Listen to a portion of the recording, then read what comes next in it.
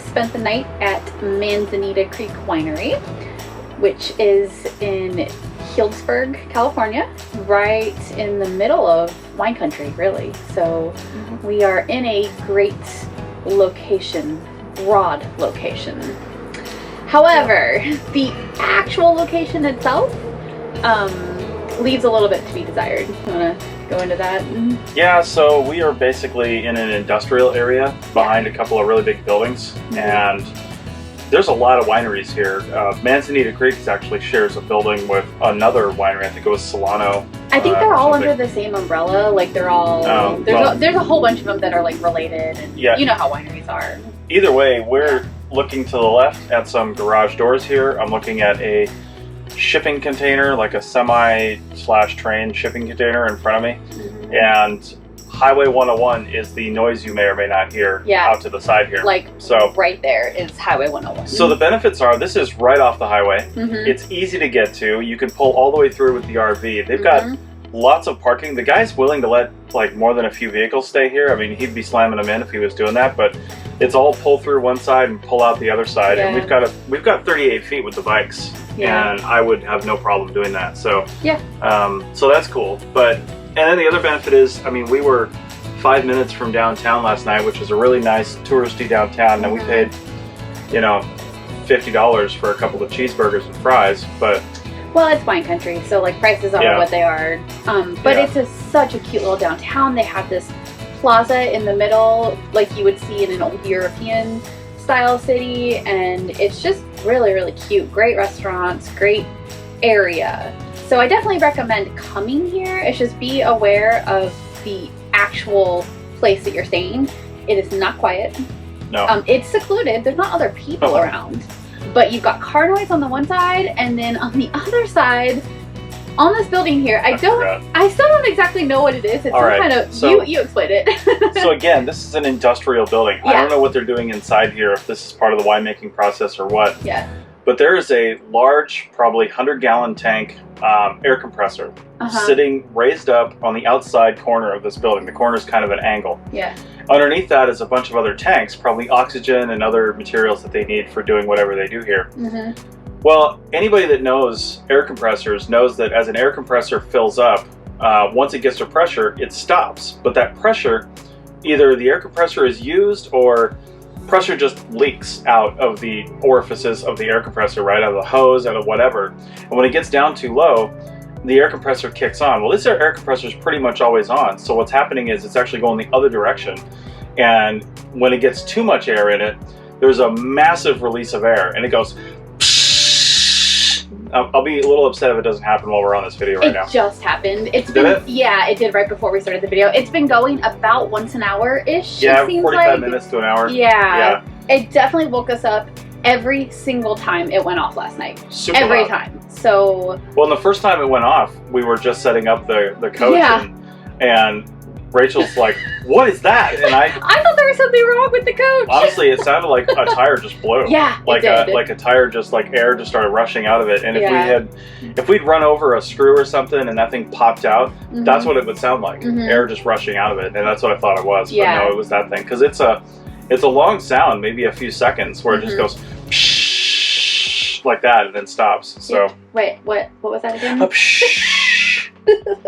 So I'm so glad you've done that 3 times in this video. So some other things, I can see some cell tower antennas right from where I'm sitting on top of this roof here, but they're not AT&T. So we've got just a couple bars of AT&T LTE. I didn't even check Verizon on the MiFi because I didn't really need it, but just so you know, in case you're on AT&T. So this is a pretty busy town. It's right on the highway. It's north of wine country, and it's you know, there's a lot of things going on here, and I just noticed that the restaurants are doing a really good job at the social distancing thing with a lot of regulations. Although in town, there were a lot of people in the park, a lot of people not wearing masks. There was a line at an ice cream shop where most of the people weren't wearing masks, and they were definitely right next to each other. No 6 feet social distancing there. I mean, they'd have been around the block if they were social distancing 6 feet, which, you know, is what it is.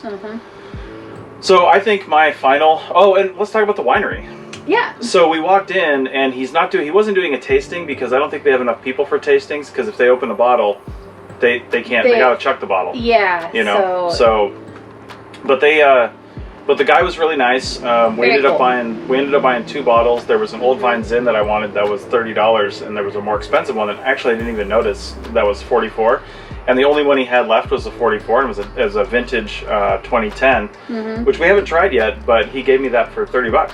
I'm excited because, like, I mean, it's 10 years old. That means it must be a delicious bottle of wine, right? I mean, he said it's still drinking well, so we'll see. These don't. I don't think these age like crazy well. You're not gonna drink a $100-year-old bottle of old Vine Zin, but anyway, we got a rosé which we had last night, which actually was really good. Sometimes they're a little bit too sharp for me. I don't know if it's not tannins in a white, is it? But no, there's something it's not tannins, in there. But the dryness of it. Yeah, sometimes they're just really dry. That's generally what I don't like about Chardonnays, and a rosé is basically kind of based on that a little bit. Yeah. But it's a rosé that's made with Pinot grapes, though. So I think that's probably why you liked it. It had that sweeter Pinot flavor, or jammier flavor. So it was good. And it's cool. They've got their tasting area and purchase area right in the middle of amongst all the barrels and things like that. Yeah.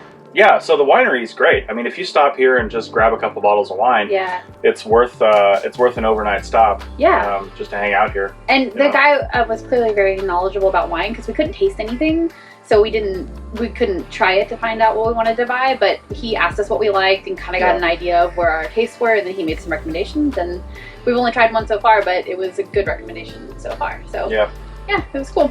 I guess the final thing I'll say is none of the parking lot is that level. There's parking in front, parking on the side, parking in the back where we are. I put 4 stack blocks on the left side of the RV and none on the right side because that's how we were leaning. And we leveled pretty easily. One of our inside tires in the back is just a little bit off the ground. But if you don't have any stackers, it might be a challenge to get your coach leveled.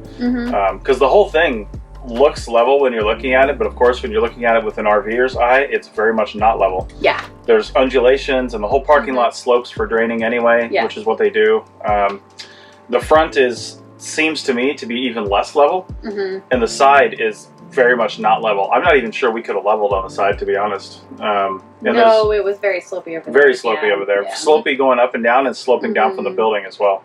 Yeah, it looked like there was another RV parked there yesterday, and I think they moved out to the front probably because they were struggling to get level over there, would be my guess. Right. I mean, we're bougie new RV owners, so we want to pop our slides every time we stop. But if you're just going to crash, if you're just going to crash for the night, you don't need to level and put out your slides unless your refrigerator is an issue. Some of the older ones need the refrigerator to be leveled to turn the gas on. But at this point, we've been here for almost 24 hours because we got here about 1:32 yesterday, and we walked around town and got some food, and then we hung out here for the evening, and then we went back into town today for breakfast and doing some shopping and stuff. So like we're actually spending quite a bit of time here, and it's a chill location. I imagine it might be more busy during the week when they're actually doing like full-on production. I don't think there's many people here right now working because we're here for a Saturday night. So. Yeah. So. Anyway, so I guess the takeaway is definitely recommend the area because it's really cute. The town is great. Just if you're sensitive to noise, then you're not going to like the spot at all. And if you really need your coach to be level, you might have to drive around here a bit before you find a spot that works for you. So but if you close up all your windows and shades and things, you'll probably block out most of the noise. If you want to run your generator, no big deal because nobody lives here. You're not going to bug anybody. I was a little skeptical yesterday morning at our last winery, the Leisure Street Winery, just running the generator in the morning. We need to run it to run our coffee pots, so I'm sorry, but I'm going to have to run it for a couple minutes while I'm making coffee. But I turned it off immediately because there was another camper there. It's more residential. There was the house was right there. I mean, the generator's not crazy loud, but when you're running it at 6 a.m. Yeah, no, that's not. That would be rude. So trying not to do that. But here you can run it all night if you wanted. Yeah, nobody would care. Nobody would hear it over the Highway 101 noise. No, and the crazy pressure release that shocks me. It makes me jump every time I hear it. That's 4. So, all right. There you go. All right, well, that was Manzanita Creek Winery, a Harvest Host stop. Definitely check it out if you like wine country. I think we can recommend it for a quick overnight for some decent wine. Yep. But not if you're looking for scenery and a fun place to hang out. Yeah, bring earplugs and you'll be fine. Yeah. Cool. And the fact that there's not that many up north here, apparently. No, there's not a whole lot. So it's good for a quick overnight. Yeah. Yeah, just pop off the highway. It's easy on, easy off. Yep. So. Yeah. Okay.